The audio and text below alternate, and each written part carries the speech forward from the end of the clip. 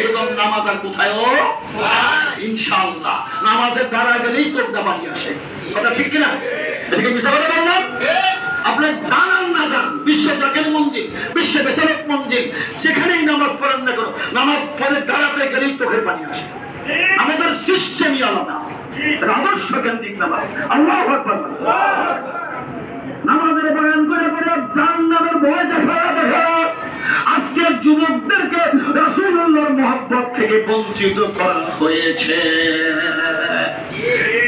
জ্ঞান থেকে বঞ্চিত করা হয়েছে। নামাজ পড়লেই জান্নাতে চলে যাইবা, কত ঘুরাচ্ছেন না। জান্নাত আমার বাবা দেখালার সম্পদ নয়, জান্নাতের মালিক যিনি, তিনি হলেন নবী মুহাম্মদুর রাসূলুল্লাহ সাল্লাল্লাহু আলাইহি ওয়াসাল্লাম। নবীজির প্রেম মহব্বতের অন্তরে বেশি, তার ঈমানের পরিমাণটা তত বেশি। এটার নাম আনুগত্য, এটার নাম আনুগত্য। ওমর রাদিয়াল্লাহু তাআলা আনহু বসে আছেন ধরার তথ্যের মধ্যে, এমন সময় একজন 4-5জন ছেলে একজন যুবককে ধরিয়ে নিয়ে আসলেন ওমরের দরবারে। খেয়াল করবেন, ওমরের দরবারে ধরিয়ে নিয়ে আসলেন।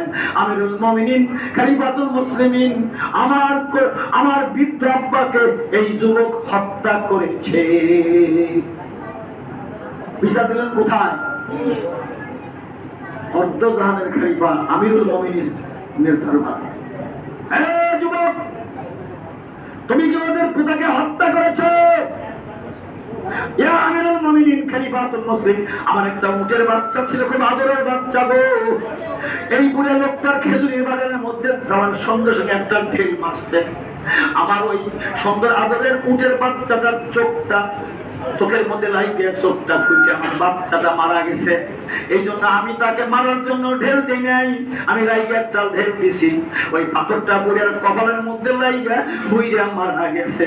ওমর বললেন, তুমি ইচ্ছায় দাও আর না ইচ্ছা দাও, তোমার শাস্তি হলো মৃত্যুদণ্ড। সুবহানাল্লাহ বলেন। বিচার কাকে বলে? ইচ্ছায় মারার, অনিচ্ছায় মারো। ছেলে বললেন, ইয়া হে আমিরুল মুমিনিন, আল্লাহর বিধানের কাছে যদি আমার মৃত্যুদণ্ড হয় তাহলে আমার কোনো সমস্যা, আমার কোনো আপত্তি নাই, তাহলে আমার একটা সময় দিতে হবে। আমিরুল মুমিনিন, কেন? আমি যাবো, যাতে একদিন আসতে 3 দিন সময় দিতে হবে। ইয়া আমিরুল মুমিনিন, কি করবা? ইয়া আমিরুল মুমিনিন খলিফাতুল মুসলিমিন, আমার আব্বা মৃত্যুর সময় আমার ছোট ভাইয়ের কিছু সম্পদ আমার কাছে আমানত রেখে গেছে। আমি সেইটাকে গচ্ছিত কইরা মাটির নিচে পয়সা রাখছি, যাতে আমার ভাইয়ের সম্পদ নষ্ট না হয়। যেহেতু আমি আমানতদার, যদি নষ্ট না হয় আমি সময় মতো আমার ভাইকে যদি বুঝাইয়া দিতে পারি।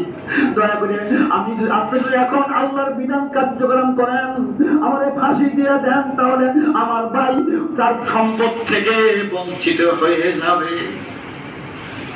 আমিরুল মুমিনিন বললেন, ঠিক আছে, জামানত ছাড়া ছেড়ে দেওয়া যাবে না। তোমার জামিনদার হবে কি? সুবহানাল্লাহ বল। বিচার সঠিক নেবে ঠিক? হ্যাঁ, তোর পাপ পামরকাতে করবি কি রে? মারছে 18 আলমে। বিচারের মধ্যে এটা হয় না? আয় হায় হায় হায়।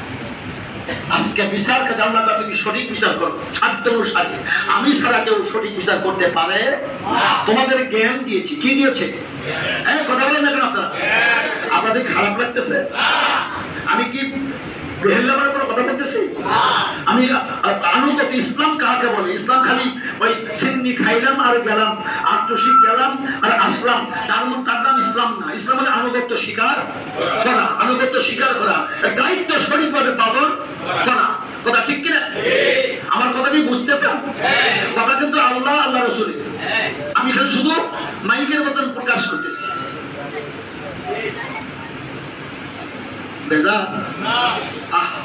সময় মতন সুন্নতের সময় দেওয়া হবে ইনশাআল্লাহ।